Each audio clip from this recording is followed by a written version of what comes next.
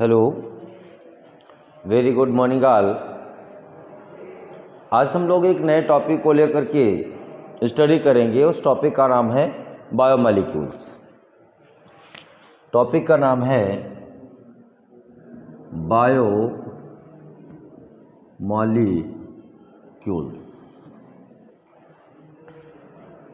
बिना समय गंवाए हुए हम लोग इसको पढ़ेंगे कि बायोमॉलिक्यूल्स है क्या। एक्चुअली स्टूडेंट्स, हमने पढ़ा कि हमारी जो कंप्लीट बॉडी है ये सेल से बनी हुई एक यूनिट है, इसका नाम है सेल। उससे मिलकर के बना हुआ है। और सेल के बारे में जब हमने स्टडी की और हमने देखा कि सेल किन किन चीज़ों से मिलकर बना है, तो हमें मिला कि सेल के अंदर बहुत सारे सेल ऑर्गेनेल्स हैं।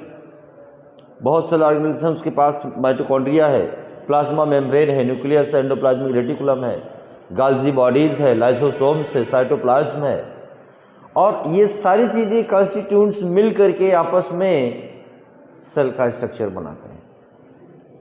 लेकिन फाइनली ये देखा गया कि इसमें भी जितने भी सेल ऑर्गेनेल्स हैं इनका भी कंपोजिशन है। जैसे प्लाज्मा मेम्ब्रेन को हमने देखा था, उसमें लिपिड है, प्रोटीन है, कार्बोहाइड्रेट की ब्रांचिंग्स, ये सारी चीज़ें हैं। ऐसे ही अगर यदि हम किसी की भी प्लाज्मा मेम्ब्रेन को देखें तो सेम स्ट्रक्चर आता है। उसके इनर स्ट्रक्चर को यदि देखा जाए तो उसमें कुछ ऑर्गेनिक और कुछ इनऑर्गेनिक मॉलिक्यूल्स उसके अंदर मौजूद हैं। तो अल्टीमेटली हमें यह देखा गया कि जो हमारी कंप्लीट बॉडी है इसका भी सिंथेसिस, इसकी भी ओरिजिन ऑर्गेनिक और इनऑर्गेनिक तत्वों के मिलने से हुई है। ऑर्गेनिक और इनऑर्गेनिक कंपाउंड्स आपस में मिले और मिलने के बाद में उन्होंने एक अपना स्ट्रक्चर बनाया। जिससे हम बात कर लें कि कार्बन, हाइड्रोजन और ऑक्सीजन जब 1:2:1 के रेशियो में मिले तो उन्होंने कार्बोहाइड्रेट बना लिया। ये कार्बोहाइड्रेट्स आपस में और ज़्यादा पॉलीमराइज होते गए और इन्होंने होमोपॉलीमर ऑफ कार्बोहाइड्रेट्स बना लिए, या हेट्रोपॉलीमर ऑफ ग्लूकोज या कार्बोहाइड्रेट्स बना लिए, जो कि एक स्ट्रक्चरल, जैसे सेल्यूलोज, प्लांट्स की सेल वॉल सेल्यूलोज की बनी होती है, और एक स्ट्रक्चर उन्होंने फॉर्म कर दिया। तो हमने देखा कि जितने भी ऑर्गेनिक और इनऑर्गेनिक मॉलिक्यूल्स और the compounds present inside the organisms are known as biomolecules. तो हमारी डेफिनेशन हो जाती है कि all the organic and inorganic compounds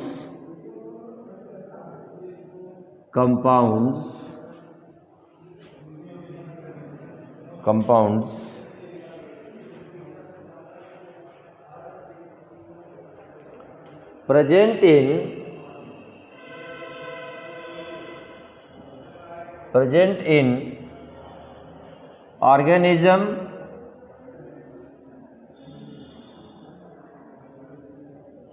are called biomolecules.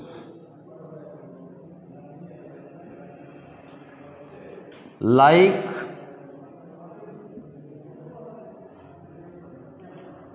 carbohydrate,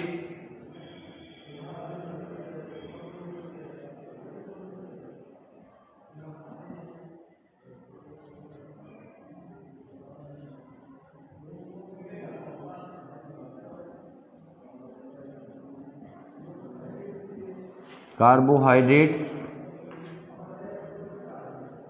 proteins and lipids.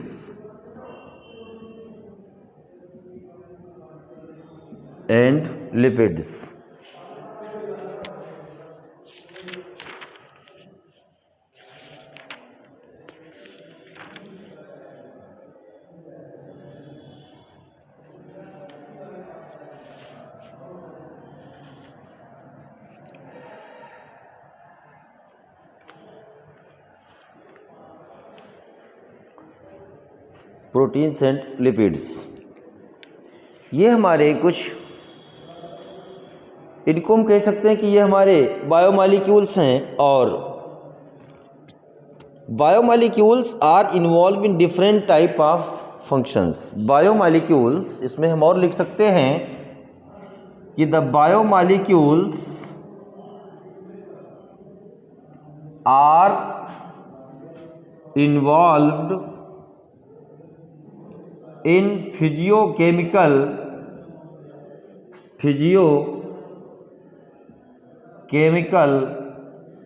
processes of body function। Body function, बच्चों जितने भी हमारे बॉडी में फंक्शन हो रहे हैं, फिजियोकेमिकल बायोकेमिकल फंक्शंस हो रहे हैं, इन ऑल फंक्शंस को परफॉर्म करने के लिए जिन केमिकल्स की रिक्वायरमेंट है उन केमिकल्स को कहा जाता है बायोमॉलिक्यूल्स।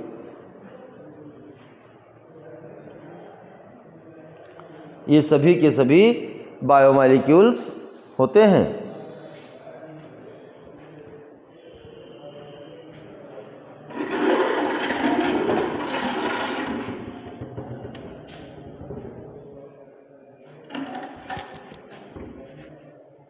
थोड़ा ब्रेक लेंगे अभी हम, थोड़ा इसको सही कर लें।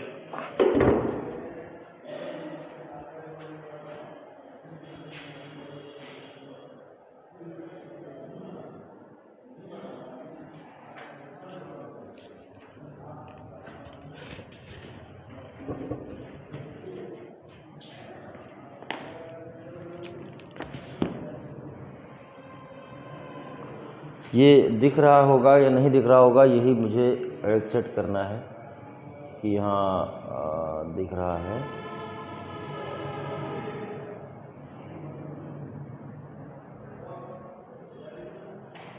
ठीक है,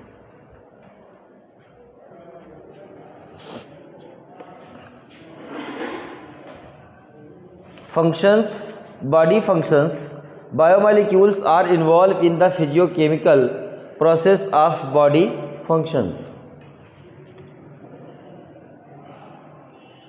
These functions include internal function or the physiological and external functions or behavior. These functions include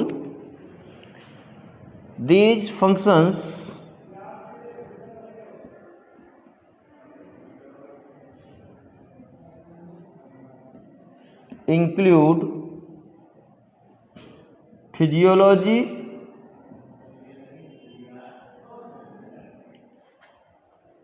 internal and behavior। इस बात को थोड़ा सा समझ लेते हैं कि जितने भी हमारे अंदर केमिकल्स हैं या हमारा जो बिहेवियर है, हमारा नेचर है, हमारा स्वभाव है, ये काफ़ी हद तक डिपेंड करता है कि हमारे अंदर जो प्रेजेंट बायोमॉलिक्यूल्स हैं। जैसे मान लीजिए कुछ टाइप की प्रोटीन्स हैं या हार्मोन्स हैं, तो हार्मोन्स और एंजाइम्स ये प्रोटीन होते हैं नेचर में, और इनके ऊपर काफ़ी हमारे फंक्शंस निर्भर करते हैं। प्रोटीन ही हैं या हार्मोन्स ही हैं जो हमारे बॉडी फंक्शन को परफॉर्म करते हैं। जैसे यदि हम मान लें कि अभी किसी व्यक्ति को, ये आपने तो लिख लिया होगा, इसका स्क्रीनशॉट ले लीजिएगा। जब कभी भी आपको दिक्कत हो वीडियो को आगे बढ़ाने में तो इसका तुरंत स्क्रीनशॉट ले लें और वहाँ से अपना नोट कर लिया करें। यहाँ पर समय कम होता है तो चूँकि इसको हम अभी बोल रहे हैं, अभी आपको लिखा रहे हैं, लेकिन इसकी डेफिनेशंस आपको इतना नहीं हो पाएगा, तो इसको कर लिया करें। देखिए मान लीजिएगा कि हमारी बॉडी में जैसे किसी को एग्रेसिव होना है तो एक हार्मोन होता है जिसका नाम होता है टेस्टोस्टेरोन, और टेस्टोस्टेरोन एक तरीके का स्टीरॉयड हार्मोन है। और ये हार्मोन यदि हमारी बॉडी में बढ़ जाए तो एग्रेसिवनेस आ जाती है। हमारा जितना भी एग्रेसिव नेचर है, हमारा एग्रेसिवनेस है, गुस्सा आना, इसके लिए ये स्टीरॉयड हार्मोन टेस्टोस्टेरोन बहुत काम करता है। अगर टेस्टोस्टेरोन के लेवल को बढ़ा दिया जाए तो अनावश्यक गुस्सा आने लगती है।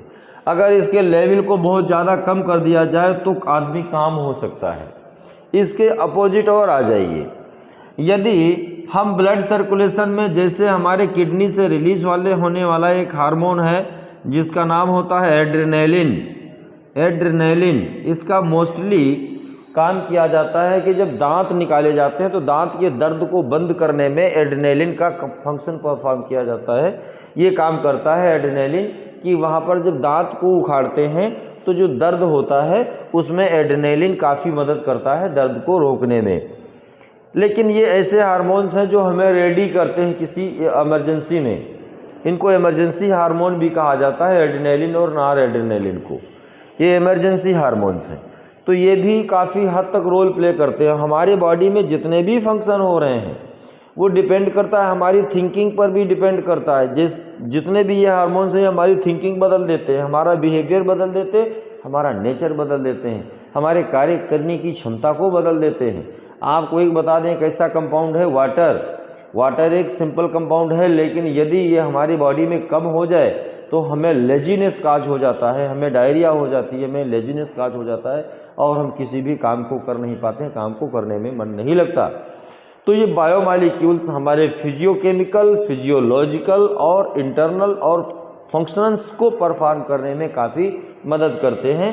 हमने पढ़ा है बायोमॉलिक्यूल्स की डेफिनेशन क्या है, व्हाट इज़ द बायोमॉलिक्यूल, ये क्या इनके फंक्शन परफॉर्म होते हैं। और अब हम बात कर रहे हैं कि the physiochemical approach to study and understand living organism, physiochemical approach to study and understand the living organism is called reductionist biology. एक क्वेश्चन पूछ लिया जा सकता है कि what do you mean by reductionist biology, reduction biology से आप क्या समझते हैं। यहाँ से भी एक क्वेश्चन आ सकता है इस टॉपिक से, और ये चैप्टर, ये लेक्चर आप लोगों के लिए बहुत ज़्यादा इम्पॉर्टेंट है। इसमें आपको एक तो डेफिनेशन पढ़ना है, बायोमॉलिक्यूल की स्टडी कर लेना है, ये क्वेश्चन पूछा जा सकता है। आपसे अप्रोचेस पूछे जा सकते हैं, आपसे साल्ट एनालिसिस, आपसे एस एनालिसिस और एसिड एनालिसिस पूछी जा सकती है। इन सारी बातों पर जितने भी क्वेश्चन मैं आज पढ़ा रहा हूँ, they are the very important two point of exam. The physiochemical approach, यहाँ से लिखना है the physiochemical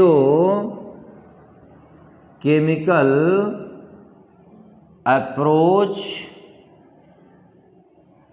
to study and understand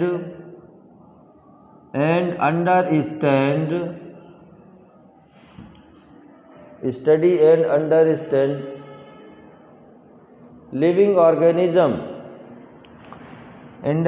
understand living organism is called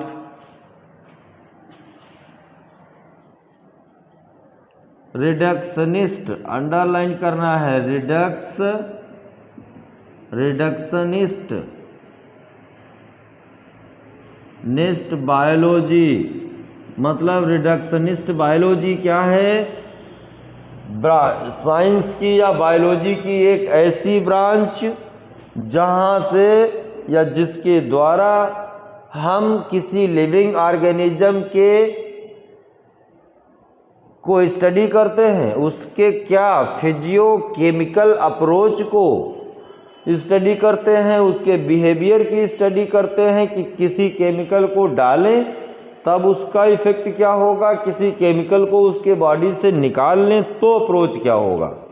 जैसे हमने अभी बात की थी कि यदि किसी एनिमल के अंदर एक्सेस अमाउंट ऑफ टेस्टोस्टेरोन को ऐड किया जाए तब उसका बिहेवियर क्या होगा, यदि उसके शरीर में बनने वाले नॉर्मल टेस्टोस्टेरोन लेवल को कम कर दिया जाए तो उसका बिहेवियर क्या होगा। इसके अगेंस्ट में हम यदि देख ले कि किसी महिला के अंदर अगर हम ल्यूटिनाइजिंग हार्मोन के लेवल को बिल्कुल कम कर दें तो उसका बिहेवियर क्या होगा। अगर ल्यूटिनाइजिंग हार्मोन के बिहेवियर का अमाउंट हम बढ़ा दें तो फ़र्क क्या पड़ेगा। तो ये हार्मोन्स एक केमिकल हैं, एंजाइम्स एक केमिकल हैं। आपने देखा होगा कि कभी कभी लोगों को एक डिजीज हो जाती है कि उनको नींद बहुत आती है, दिन में भी नींद आती है, रात में भी नींद आती है, काम करने का मन नहीं करता है, शरीर थका थका सा रहता है, किसी काम में मन नहीं लगता है, और जहाँ बैठते हैं वहाँ उनकी आंखें झप जाती, बंद हो जाती हैं। इसका मतलब है कि उनके शरीर में विटामिन्स की कमी हो जाती है, और यदि उसको हम विटामिन ए प्रेफर कर दें या मल्टी विटामिन के कैप्सूल खिला देते हैं तो वो धीरे धीरे फिर से अपना एक्टिव हो जाता है। मल्टी विटामिन्स क्या हैं? एक तरीके के केमिकल कंपाउंड्स हैं।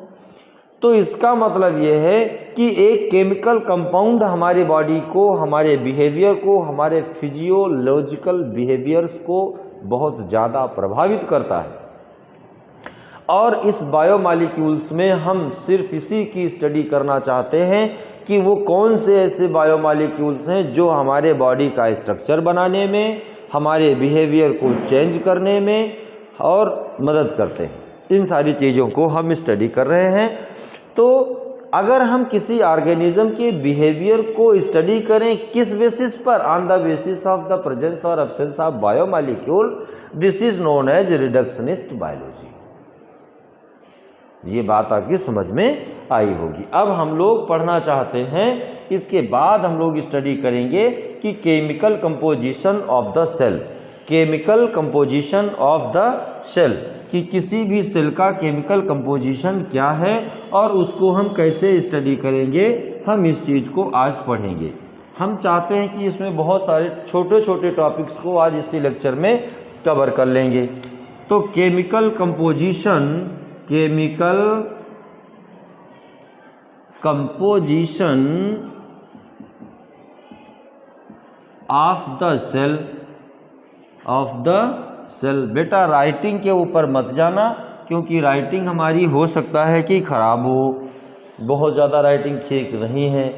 The chemical analysis of a plant और animal tissue microbial plate reveals that composed of elements like carbon, hydrogen, oxygen और several others.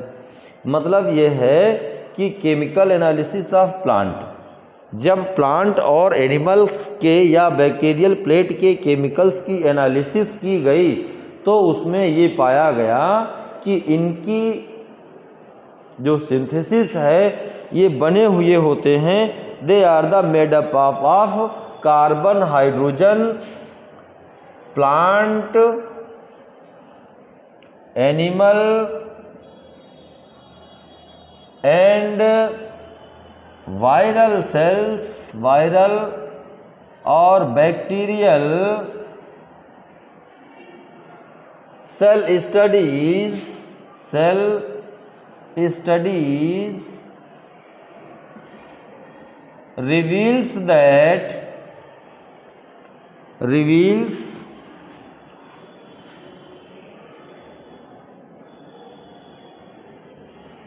reveals that the cells are made up of carbon, hydrogen, oxygen,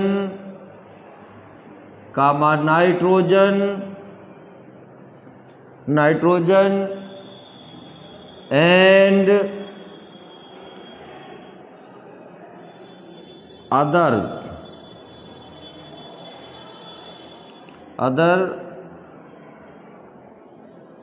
chemicals. इन सारी चीज़ों के मिलकर के बने होते हैं। इनकी स्टडी को देखा गया तो ये मिला केमिकल कंपोजिशन में प्लांट, एनिमल, वायरल और बैक्टीरियल सेल स्टडीज़ की गई तो उसमें देखा गया कि ये कार्बन, हाइड्रोजन, ऑक्सीजन, नाइट्रोजन और कुछ अदर केमिकल से, अदर केमिकल्स में जैसे आपका क्लोरीन हो सकता है, कैल्शियम हो सकता है, सल्फेट हो सकता है, मैग्नीशियम हो सकता है, आयरन हो सकता है, इन सारी चीज़ों से ये मिलकर के बने होते हैं। ये इस चीज़ को रिवील किया गया। और इसकी कुछ एनालिसिस भी की गई, तो हम लोग इस पर पढ़ना चाहते हैं कि the analysis of chemical composition, analysis of chemical composition, chemical composition की एनालिसिस क्या है। तो अगली हेडिंग हम डाल देंगे एनालिसिस ऑफ केमिकल कंपोजिशन। यहाँ से क्वेश्चन बेटा आ सकता है, ये पूछा भी जा सकता है, क्वेश्चन मार्क हमने लगा भी दिया है। एनालिसिस ऑफ केमिकल कंपोजिशन, और तो the living tissue such as the vegetable और the piece of liver which is to be analysed, मतलब यह है the chemical composition of living organism can be find out by performing the chemical analysis, और chemical analysis living tissue perform by 2 method. Acid solubility method, हमने यहाँ पर 2 चीज़ों को देखा है, मतलब यहाँ पर हम लिख सकते हैं कि द केमिकल एनालिसिस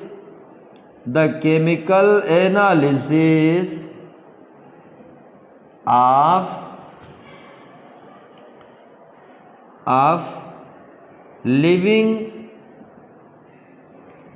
सेल या living tissue, living cell oblique, देख लीजिए जरा दिखाई दे रहा है कि नहीं, बनाते ही जा रहा हूँ।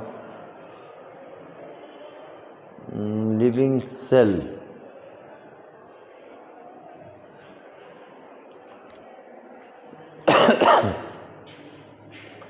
हाँ, लिविंग सेल और living tissue, living tissue is analysis of the chemical analysis of living cell और लिविंग टिश्यू इज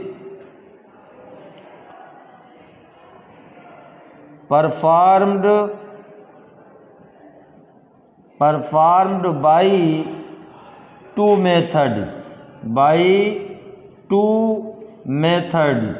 कौन कौन से methods. Method number 1 acid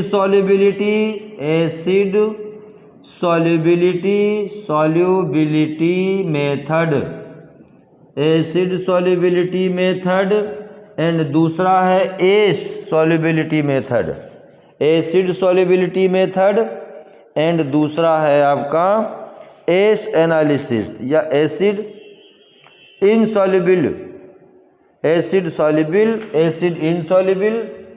second में है 2, क्या यहाँ पर 3 लिख लिया जाए, 3 मेथड्स, एसिड सॉल्युबिलिटी, सेकंड में है एसिड इनसॉल्युबिलिटी मेथड, और थर्ड में है एस एनालिसिस।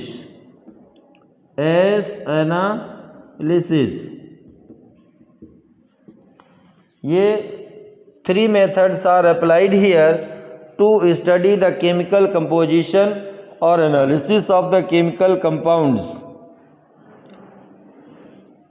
अब इसमें हम एसिड सॉल्युबल मेथड में इसकी स्टडी करेंगे और पाएंगे कि केमिकल्स कंपोजिशन किस बेसिस पर है, और हम इसमें लार्ज मॉलिक्यूल्स और स्मॉल बायोमॉलिक्यूल्स की स्टडी करेंगे।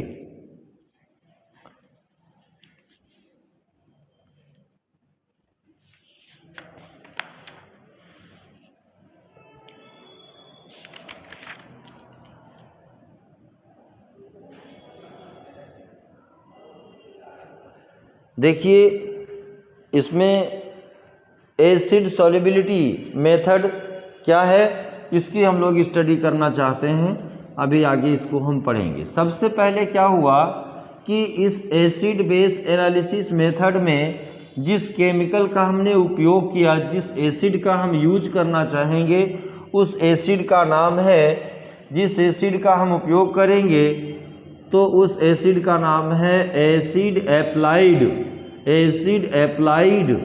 दिस एसिड का नाम होता है ट्राइक्लोरोएसिटिक एसिड, ट्राइक्लोरोएसिटिक एसिड ये एक एसिड है जिसको हम अप्लाई करेंगे। ठीक है, इसकी एप्लीकेशन है।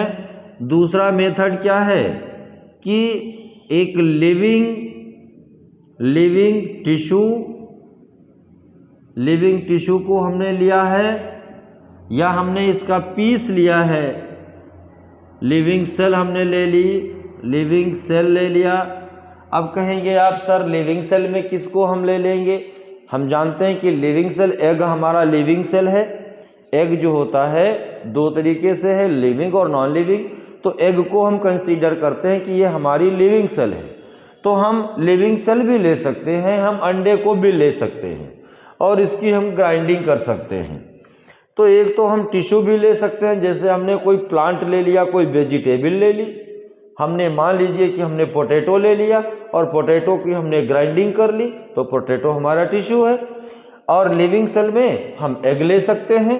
तो यहाँ पर लिविंग टिश्यू में आप लिख सकते हो कि आपने मान लीजिए पोटैटो ले लिया और लिविंग सेल में हम मान लेते हैं कि हमने एग सेल ले ली, एग सेल ले लिया हमने।